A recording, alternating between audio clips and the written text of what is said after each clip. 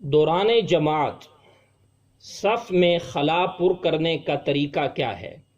یعنی اگر نماز کے دوران، جماعت کے دوران ایک آدمی کا وضو ٹوٹ گیا اور وہ صف چیرتا ہوا باہر نکل گیا تو یہ خلا رہنے دیا جائے یا پر کیا جائے؟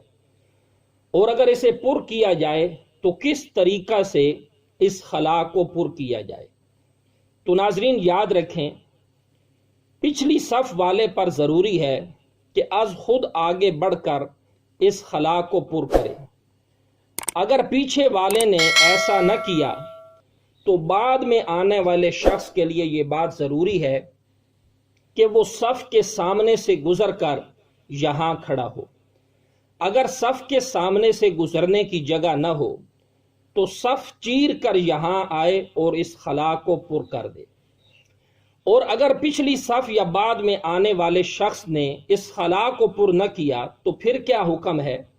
تو ناظرین یاد رکھیں کہ اس سلسلہ میں کوئی فقہی وضاحت نظر نہیں آتی، لیکن یہ بات یاد رکھیں، جب صف چیر کر خلا کو پر کرنے کا حکم ہے تو اس صورت میں اگر ساتھ والا محراب کی طرف کھسک کر خلا کو پر کرے اور ساتھ والے یکے بعد دیگرے اسی طرح کرتے جائیں تو یہ طریقہ بھی درست معلوم ہوتا ہے۔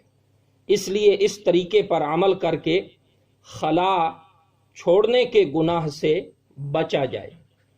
اور نماز ہی کے متعلق ایک دوسرا اہم مسئلہ کہ اگر کچھ مقتدی دوران جماعت کئی صفوں کا خلا چھوڑ کر پیچھے الگ سے صفیں بنا لیتے ہیں تو کیا ایسا کرنے سے ان کی نماز ادا ہو جائے گی یا نہیں؟